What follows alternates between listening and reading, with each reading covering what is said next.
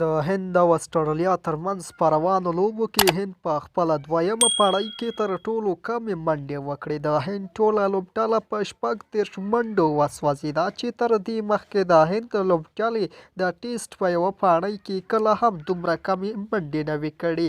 هند تر دې مخکې په 1940 کال کې د انګلستان پر وړاندې په یوه لوبه کې په 42 منډو سوځېدلې وه، او له هغه وروسته یې نن ټوله لوبډله په 36 منډو وسوځېده. د ټېسټ په تاریخ کې په یوه پړۍ کې تر ټولو کمې منډې بیا د نیوزیلینډ لوبډلې کړې دي، چې په 1955 کال کې د انګلستان پر وړاندې یې ټول لوبغاړي په 26 منډو وسوځېدل. همداراز د سویلي افریقا لوبډله بیا تر ټولو زیات ځلې په کمو منډو سوځېدلې ده. سویلي افریقا 2 ځلې په 13 یو ځل په 35 او بل ځل په 36 منډو سوځېدلې ده، چې 3 لوبې یې له انګلستان او یوه لوبه یې له اسټرالیا سره ترسره کړې وه. همداراز تر دې مخکې په 1902 کال کې د اسټرالیا لوبډله په 36 منډو سوځېدلې وه، چې دا لوبه یې د انګلستان پر وړاندې ترسره کړې وه. د اسټرالیا توپ وهونکي جوش هازلوډ په نننۍ لوبه کې په زړه پورې توپ اچونه ترسره کړه، چې 15 لوبغاړي یې وسوځول، او له دې سره نوموړي په ټېسټ سیالیو کې د 200 ویکټو هدف هم پوره کړ. جوش د اسټرالیا 18م لوبغاړی شو چې 200 ویکټ یې ترلاسه کړي. نوموړي په 52 لوبو کې 201 ویکټ یې اخیستي، چې په یوه لوبه پړۍ کې یې بیا د 28 منډو په بدل کې د 6 لوبغاړو سوځول د هغه غوره اکانومي ده. د اسټرالیا لپاره تر ټولو زیاتې ویکټې شین وارن اخیستي دي. نوموړي په 145 لوبو کې 208 ویکټې اخیستې دي. په نننۍ لوبه کې همداراز د هند مینګ اګروال هم د هند دریم توپ وهونکی شو، چې په ټېسټ سیالیو کې یې چټکې 1000 منډې پوره کړې. نوموړي د 1000 منډو هدف په 19 ټېسټ لوبو کې پوره کړ. وینود کمبلي بیا د هند هغه توپ وهونکی دی چې په ټېسټ سیالیو کې یې په تر ټولو کمو لوبو کې 1000 منډې پوره کړې دي. نوموړي په 14 لوبو کې 1000 منډې کړې دي، او همداراز چترشو پجاره بیا په 18 لوبو کې 1000 منډې ترلاسه کړې دي. او بل خبر بیا دا چې په اسټرالیا بګ باش لیګ کې نور احمد لکړیوال تاریخ جوړ کړ. د افغانستان کم عمره لوبغاړی نور احمد لکړیوال چې نن یې په بګ باش لیګ کې خپله لومړۍ لوبه ترسره کړه او یوه ویکټ یې هم ترلاسه کړه. د بګ باش لیګ سیالیو کې یې تاریخ جوړ کړ. نوموړی چې د بګ باش لیګ کې د ملبورن رینجرز لوبډلې لپاره لوبیږي، نن یې خپله لومړۍ لوبه ترسره کړه. د بګ باش لیګ په ټویټر پاڼه کې د نور احمد لکړیوال یوه ویډیو خپره کړې ده، او ویل یې دي چې نور احمد د بګ باش لیګ د تاریخ تر ټولو ځوان لوبغاړی دی چې د 15 کالو په عمر کې په دې لیګ کې لوبیږي. له دغه ویډیو سره د بګ باش لیګ په ټویټر کې لیکل شوي دي چې نور احمد د یکشنبې په ورځ په بګ باش لیګ کې تاریخ جوړ کړ.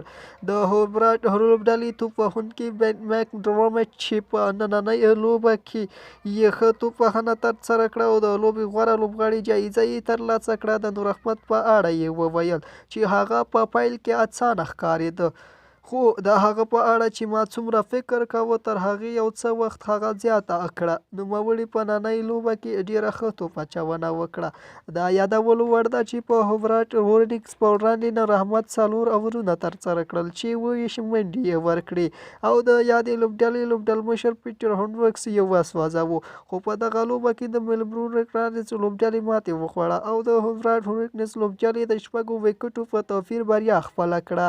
دا یادولو وړ ده چې دا لومړی ځل دی چې نور احمد لکړیوال په داسې ستر لیګ کې لوبیږي. تر دې مخکې نوموړي کومه نړیواله سیالۍ هم نه ده ترسره کړې.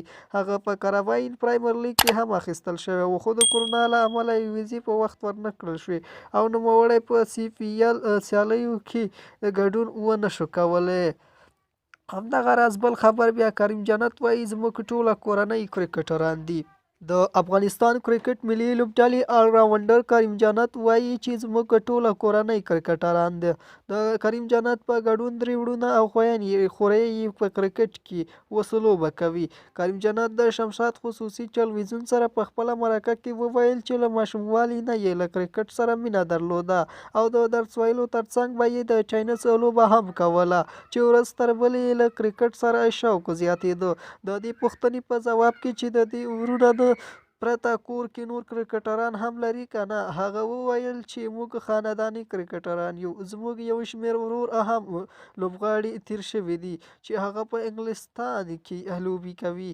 هغه وویل چې له کورنۍ نه ورته په پیل کې مشکلات و، ځکه پلار یې غوښتل چې بچی یې درس ووایي او کرکټ ونه کړي. خو کله چې اصغر افغان کرکټ ته راغی او ځان ته یو ځانګړی مقام جوړ کړ، نو وروسته بیا دوی ته هم کرکټ راتګ اسانه شو.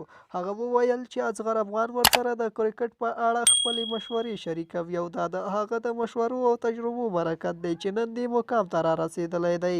په شپږیزه کرکټ لیګ او د ویسټ انډیز پر وړاندې د ښه ځلېدو په اړه هغه وویل چې زه ډېر خوشحاله یم، ځکه هر ځای چې ښه لوبه کوو نو د افغانستان لپاره یې کوو، افغانستان ته ویاړونه راوړو.